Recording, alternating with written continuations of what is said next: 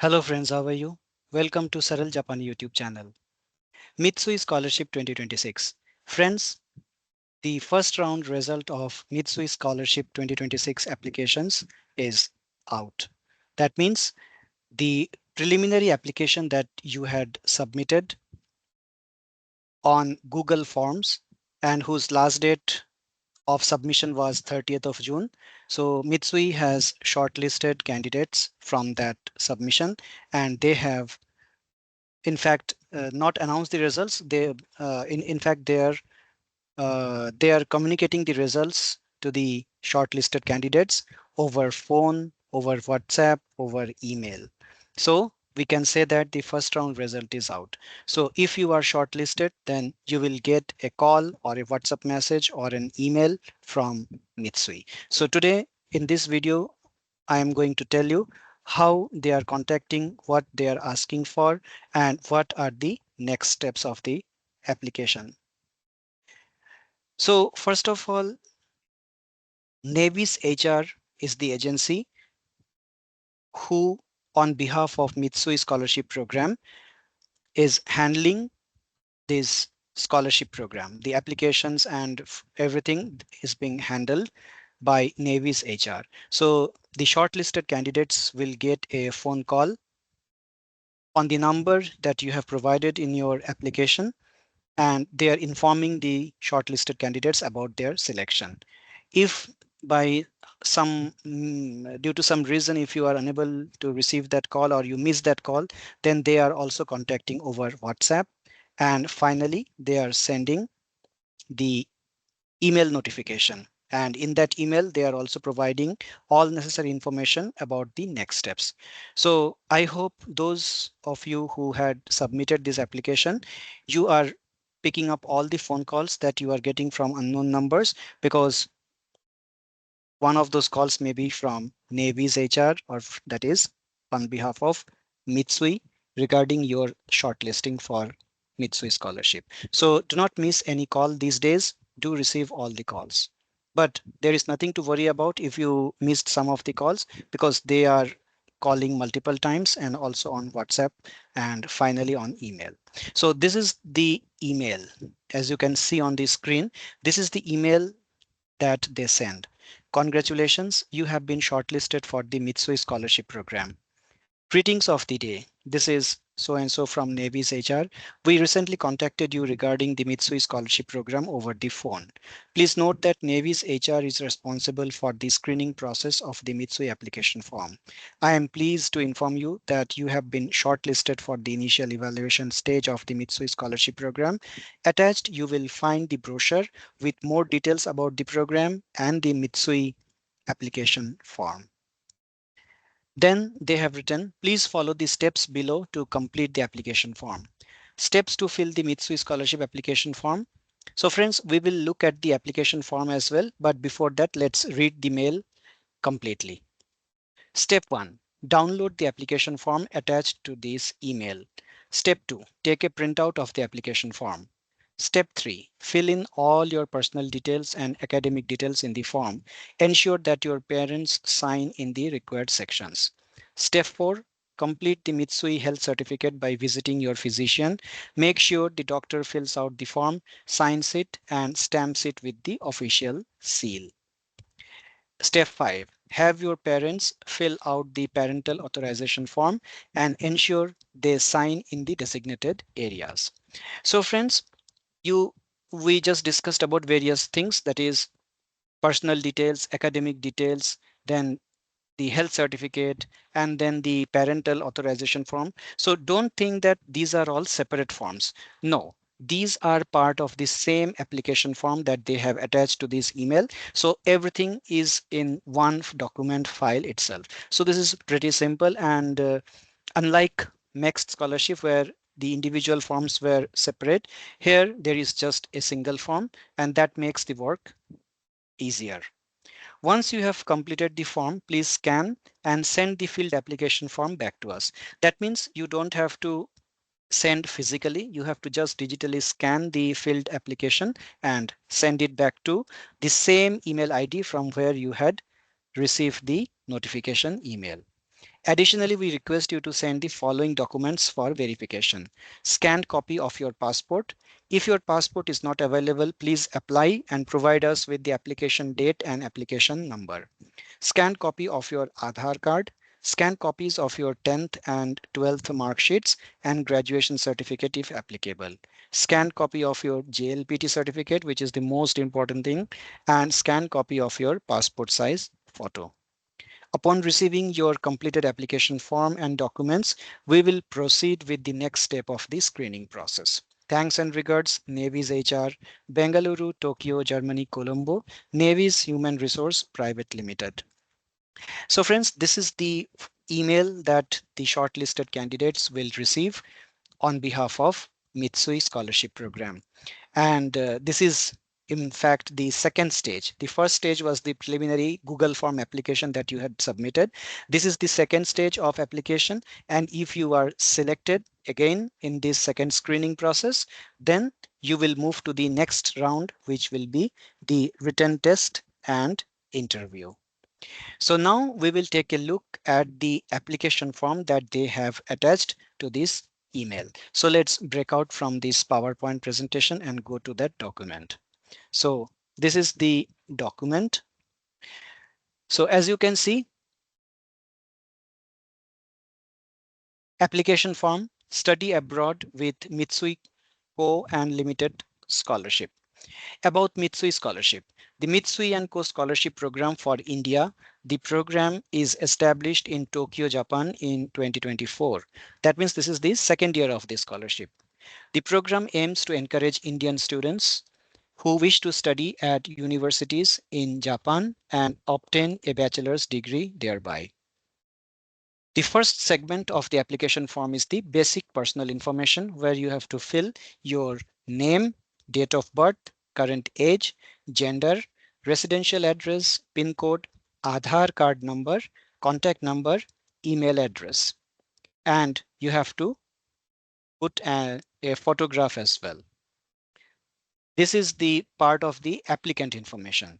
Then there will be residential and passport information for visa purposes, passport number, passport issue date, nationality, place of birth, passport expiration date, and place of passport issue.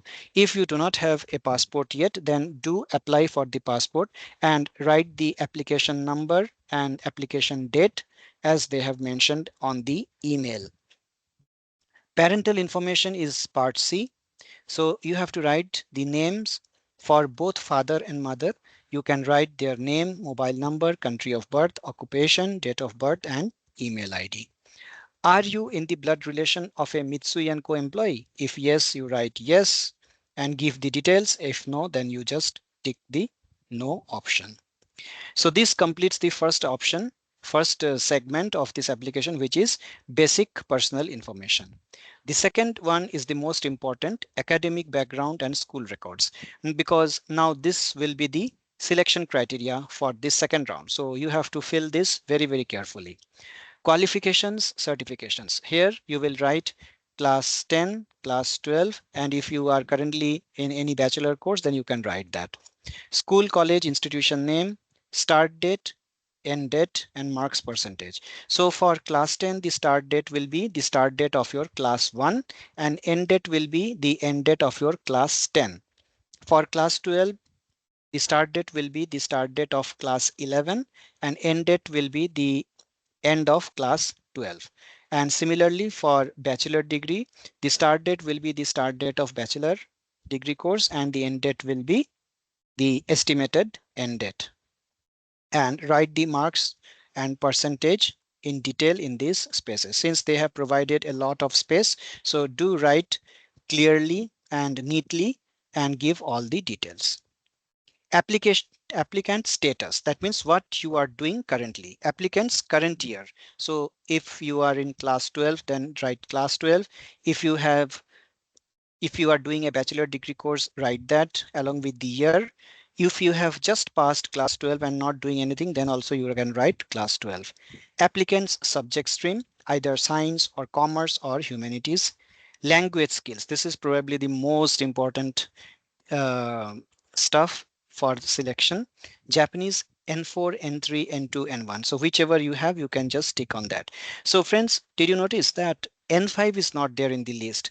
That means the selection criteria will be from N4 and above. That means if you do not have at least N4, then probably you won't get selected for the next round. So, but never you if you have received the invitation to submit this application form and if you do not have N4 but you have N5, then please mention that here that you have N5 certification. Do mention that. English, speak, read, write.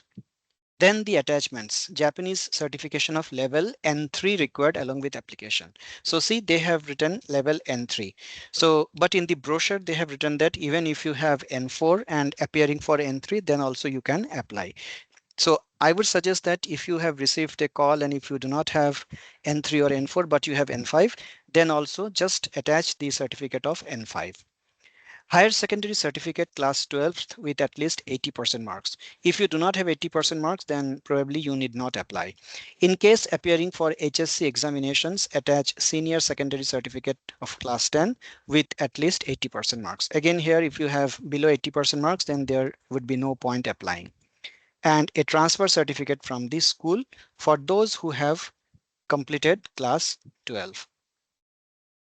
Then there is this declaration that the personal information given in the application is true and correct and all these things. So here you will sign and here your parent will also sign this declaration. Then begins the health certificate, which is to be done by a physician. So I will not go through that because it's all doctor's stuff. So this page, this page, this page as well to be done by a physician. Doctor's information, signature and stamp, and applicant and parental signature is also required for this health certificate. Then comes the last segment of this application form, which is the parental authorization form, student information, parental willingness statement. So here parents have to read this declaration and sign that the summary is that they are allowing you to pursue your education in Japan. So this is that declaration. So this is the form. So that's all about the form. So now let's get back to this PPT again. And what I want to tell you is that if you have noticed, the preliminary application had, now what do you think will be the basis of your selection for the next round if you are shortlisted in this round? So if you look at the application form carefully, okay, so let's first start with the preliminary application that you had submitted on Google Forms. There, from qualification point of view, they had asked only about your JLPT. That means the shortlisting criteria from this first round has been the JLPT certification if you have provided information, and also those two questions about your vision of studying in Japan and why do you want to study in Japan. So the answers to those questions along with the JLPT certification level, that should be the selection criteria for shortlisting of this from this preliminary round. Now in the second rounds, which means the application form that we just discussed. So there they have mentioned about the academic qualifications. So class 10, 12 and bachelor degree results. Other than these, they have not asked for anything else. That means if you have any other qualification or not, they are least bothered about that. JLPT and English proficiency, they have already considered. English is applicable for everyone, and JLPT they have seen that in the preliminary application as well. So that means for this second round of screening, the main criteria will be your class 10 and 12 marks. That means they will shortlist candidates for the third round based on the performance of class 10 and 12. So again, they will uh, eliminate some candidates and they will select few candidates for the third round, which will be written test and interview. So in this way, they will keep eliminating the applicants and will finally arrive at few candidates who will be securing this Mitsui scholarship.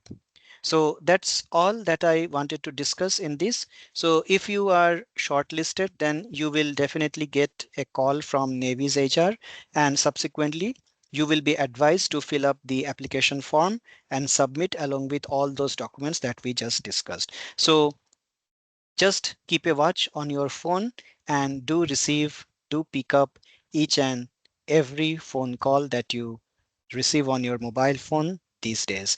Any of those may be from Navy's HR, who works on behalf of Mitsui and Co. Limited. So that's all for today. I hope this video has been informative to those who have applied for Mitsui Scholarship. And if I get more information, I will definitely share with you. My email ID is saraljapani at saraljapani@gmail.com. If you have any questions, if you have any queries, or if you have any feedback for me, please feel free to write to me on that email ID, and I keep waiting for your emails on this email ID. As I am traveling these days, so it may take some time to respond to your email, but I definitely read the emails and try to reply as early as possible. Please subscribe to my channel Saral Japani and learn more about Japan and Japanese. I wait. I am waiting for you at youtube.com/at Saral Japani. That's all for now. Thank you and good luck for your application for Japanese universities. Thank you.